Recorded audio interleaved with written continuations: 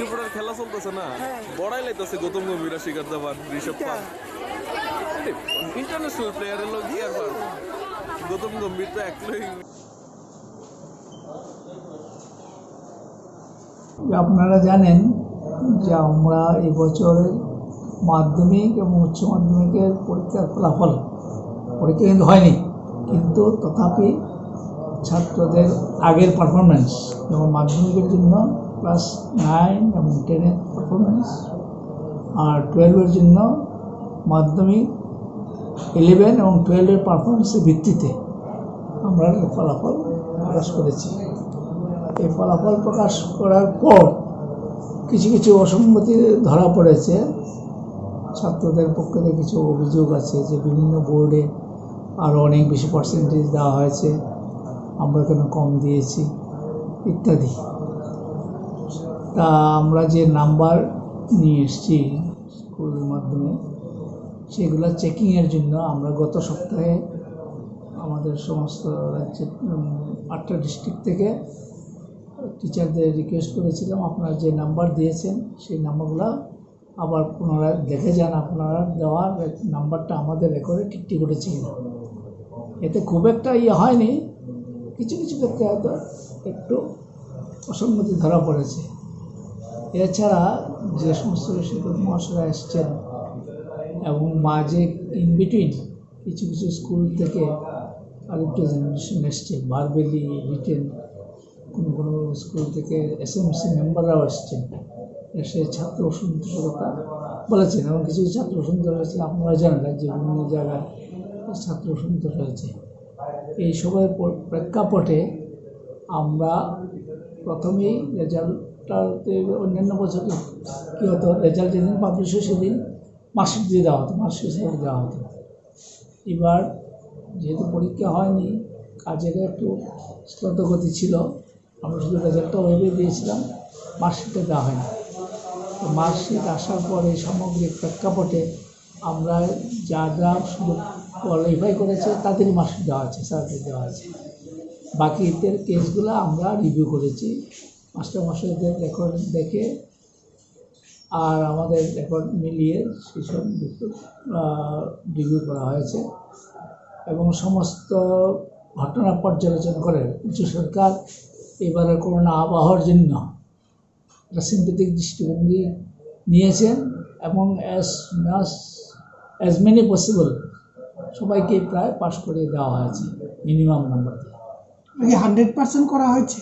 100% হয়নি, মানে যারা নাম নথিভুক্ত করেছে বিভিন্ন স্টেজে, একটা দুইটা একদম পরীক্ষা দেয়নি, তারা তো পাস করে প্রশ্ন নেই, অন্তত কোনো জায়গায় একটা বা দুটো পরীক্ষা দিয়েছে, সেই সব প্রায় সবাইকে পাস করে দেওয়া হয়েছে। তাদের মার্কশিট কালকে দেওয়া হবে। হ্যাঁ, এরপরেও যারা পাস করতে পারেনি, যেমন হায়ার সেকেন্ডারি প্র্যাকটিক্যালে বেশ কিছু ছাত্র অ্যাবসেন্ট ছিল, যাদের প্র্যাকটিক্যাল আছে, practical is a part of the examination, practical ছাড়া কিন্তু তাদের পাস করানো যাবে না।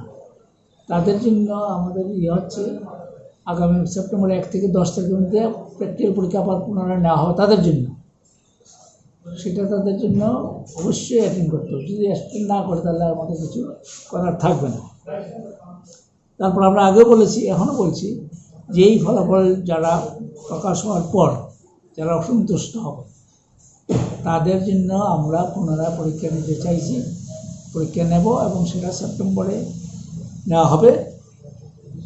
এই ব্যাপারে যারা সন্তুষ্ট নয় তারা 23 আগস্টের মধ্যে নিজ নিজ বিদ্যালয়ে নির্দিষ্ট ফর্মে অ্যাপ্লিকেশন দেবে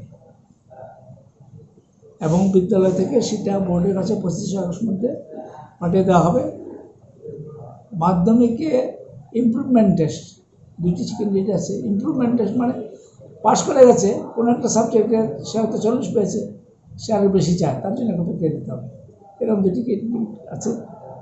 যারা আইটিআই পাস করেছে, মাধ্যমিক পাস করে 3 বছরের আইটিআই কোর্স করেছে, তাদের জন্য গভর্নমেন্ট অফ ইন্ডিয়ার একটা স্কিম আছে, ন্যাশনাল ভোকেশনাল কাউন্সিলের অ্যাপ্রুভাল নিয়ে, যে ওরা যদি হায়ার সেকেন্ডারি ইংরেজি পরীক্ষাটা দেয় তাহলে ওটাও যদি পাস করে তাহলে আমরা হায়ার সেকেন্ডারি ইকুইভ্যালেন্ট বলে তাদের একটা সার্টিফিকেট দেবো।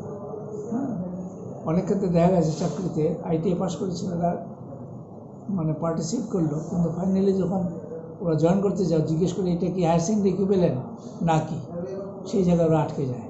হ্যাঁ, সেই জন্য আমরা এই ইয়েটা নিচ্ছি। এবার থেকে সেটা হচ্ছে ওই ক্যাটাগরিতে 4 জন ক্যান্ডিডেট আছে, ওরা পরীক্ষা না দিলে তো ওদের রেজাল্ট হওয়ার কথা নয়, কাজে তাদের ওই পরীক্ষা দিতে হবে। এদের জন্য নতুন করে আবেদন করতে হবে না, তাদের আমাদের আগে আবেদন করতে হবে, আর পরীক্ষা সূচি আমরা এর মধ্যে দিয়ে দেব। আচ্ছা, আপনাদের মাধ্যমে আরও কয়েকটা ইনফরমেশন আমরা দিয়ে দিতে চাই যে মাধ্যমিকে এবছর থেকে ম্যাথামেটিক্সে বেসিক এবং স্ট্যান্ডার্ড ম্যাথামেটিক্স বলে 2টা ইয়ে ছিল। একই সিলেবাসের মধ্যে কিছু চ্যাপ্টার বাদ দিয়ে বেসিক, আর দুটো চ্যাপ্টারগুলো নিয়ে হচ্ছে স্ট্যান্ডার্ড ম্যাথামেটিক্স। আমাদের রিভলিউশনে আছে যারা স্ট্যান্ডার্ড ম্যাথামেটিক্স পাস করবে তারাই পরবর্তী ক্লাসে মানে 11-এ অঙ্ক নিয়ে পড়বে। এবার হচ্ছে যেহেতু পরীক্ষা হয়নি তার জন্য ওইটা ছাড় দেওয়া হয়েছে যে ক্লাস 11-এ ভর্তি হওয়ার সময় কেউ যদি বলে যে স্যার আমার অঙ্ক ছিল বেসিক কিন্তু আমি 11-এ অঙ্ক করতে চাই, এটা স্কুল কর্তৃপক্ষের কাছে ছেড়ে দেওয়া হয়েছে যে উনি যাচাই করে নেবেন সে পারবে কিনা। যদি মনে করেন পারবে তাহলে তাকে বেসিক হলো 11-এ তাকে অঙ্ক নিতে দেওয়া হবে। এটা কি এবছরের জন্য একটা? এই বছরের জন্য, এই বছরের জন্য। আচ্ছা,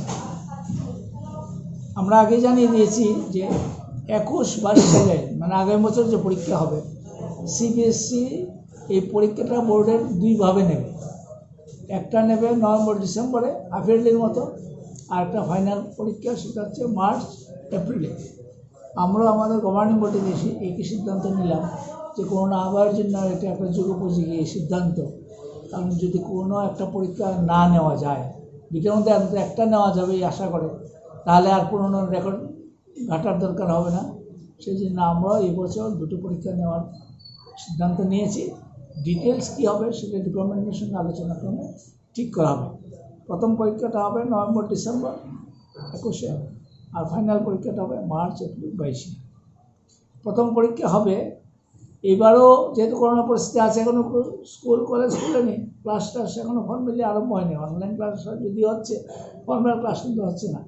কাজে এবারও গতবারের যে সিলেবাস রিডিউস সিলেবাস ছিল 30%, এবারও সেই 30% রিডিউস সিলেবাসে পরীক্ষা হবে। প্রথম পরীক্ষাটা হবে 50% সিলেবাস, হাফ ইয়ারলি সিলেবাস এয়ারমার্ক করা আছে, 50% সিলেবাস দেওয়া হবে। আর অ্যানুয়াল পরীক্ষাতে বাকি 50%। এমনিতে আমাদের কী ছিল, হাফ ইয়ারলি পরীক্ষাতে 50% সিলেবাস, প্রি বোর্ড বা অ্যানুয়াল পরীক্ষা 100% সিলেবাস। কিন্তু এবার করোনা হওয়ার জন্য এবার সেই ছাড়টা দেওয়া আছে যে হাফ ইয়ারলি 50% হবে আর অ্যানুয়ালটা হবে বাকি 50%, যাতে ছাত্রীদের পড়ে প্রেশার কম পড়ে। আর CBSE হাফ ইয়ারলি পরীক্ষাটা বলছে ওরা MCQ নেবে এবং অনলাইন নেবে। আমরা গোটা MCQ হয়তো নেব না, কারণ MCQ তো হচ্ছে শুধু টিক দেওয়া, এতে ছাত্রদের জাজমেন্ট ওরকম হয় না। সেই জন্য আমরা MCQ রাখবো, সঙ্গে শর্ট কোশ্চেন আনসার টাইপ থাকবে, যাতে কোনো প্রশ্ন তো একটা ওয়ার্ড হতে পারে বা একটা সেন্টেন্স হতে পারে। অনলাইন হবে নাকি? আমাদের অনলাইনে হওয়ার সম্ভাবনা খুবই কম, চিন্তা করে সবার কাছে সেটা হবে না। কাজে না অফলাইনে আমরা নেব, পরিস্থিতির উপর নির্ভর করে। আবার যদি করোনা যদি বেড়ে যায় তাহলে তো নাও নেওয়া যেতে পারে, সব কিছু পেছনে। এটা হবে 40 নম্বর, 40 আর ইন্টারনাল 10, ফাইনালটা 40+10 অথবা 80+20, সেইভাবেই হবে। এই পরীক্ষা দুটোর যেহেতু আমরা নিতে যাচ্ছি, কাজে আমাদের সিলেবাসটা ইনটেক্ট আছে, কিন্তু মার্কসের রিডিস্ট্রিবিউশন হবে। এই জন্য আগামীকাল থেকে আমাদের সিলেবাস কমিটিগুলার মিটিং আবার ডাকা হচ্ছে। 4 দিন ব্যাপী সেই মিটিং হবে। আমাদের মোট সাবজেক্ট আছে হায়ার সেকেন্ডারি 24টা সাবজেক্ট, 10টা বা 11টা সাবজেক্টে 18 তারিখ আর 25 তারিখ হবে, আর বাকি সাবজেক্টগুলো হবে 20 তারিখ এবং 27 তারিখ, 4 দিনে হবে। সেই সিলেবাস কমিটির মিটিংগুলোতে আমরা প্রায় 200-250-এর উপর স্কুল টিচার এবং কলেজ টিচার রেখেছি, কিছু রিটায়ার্ড টিচার আছেন। আপনাদের মাধ্যমে এই ইনফরমেশনগুলো ছাত্রছাত্রী তত বিভিন্ন অধ্যাপক মানে অভিভাবকদের কাছে পৌঁছে গেলে আমরা খুশি হব। আর যে ওই যে রিভিউ যেটা করা হয়েছিল তাদের মার্কশিট কালকে আমাদের অফিস থেকে দিয়ে দেওয়া হবে, সমস্ত স্কুলকে। ঠিক আছে, আপনি তো বললেন যে মানে যারা যারা পরীক্ষাতে বসেছিল সবাইকে উত্তীর্ণ করা হয়েছে, তাহলে তো এখানে রিভিউ কি প্রশ্ন আসছে? কিছু কিছু আসছে, কিছু পরিবর্তন হয়েছে, সেটা সব ওই এর ভিতরে ঢুকিয়ে দেওয়া হয়েছে। আচ্ছা স্যার, একটা বিষয়ে জানতে চাইছিলাম, যদি আমরা বলি বা অনেক সময় আমরা দেখি বারবার করে সাংবাদিক সম্মেলনেও বলা হয়েছে, রাজ্যের শিক্ষামন্ত্রী বলেছিলেন আমরা কিন্তু সিবিএসসিকে ফলো করি, সিবিএসসি যেভাবে চলছে সেভাবেই রাজ্য সরকারও এগুচ্ছে। মাধ্যমিক উচ্চ মাধ্যমিকের যে ফলাফলটা যদি আমি ধরেই নিই, সিবিএসসির যে দিল্লি বলুন বা বাইরে অন্যান্য স্টেটে, যেহেতু কোভিড পরিস্থিতিতে পরীক্ষা হয়ইনি, ম্যাক্সিমাম 95 না হলে 92% সব জায়গাতেই পাস হয়েছে, তাহলে রাজ্য সরকার সেই পথে এগুলো না কেন? কি কারণ ছিল, যদি একটু বিস্তারিতভাবে বলেন। এটা তো রাজ্য সরকারের আমাদের পক্ষে বলা সম্ভব না। রাজ্য সরকারের ভিউজ আর আমাদের বোর্ডের ভিউজ তো এক নয়। আমাদের রেজাল্ট পাবলিকেশনের সময় ডিপার্টমেন্টের সঙ্গে কথাবার্তা বলেই পাবলিশ করা হয়। যেহেতু কোভিড পরিস্থিতিতে এক্সাম হয়নি স্যার, সেই জায়গায় থেকে আমি বললাম যে ম্যাক্সিমাম স্টেটগুলোতে, আমি যদি আসাম বলি, দিল্লি বলি, মুম্বাই বলি বা অন্যান্য স্টেটে, পশ্চিমবঙ্গ, সব জায়গাতেই 95 to 92% মাধ্যমিক। আসামে কম ছিল কোনো একটা, পশ্চিমবঙ্গে স্যার 100%। দেখে তাহলে আমাদের স্টেটে হলো না কেন বা কি কারণটা?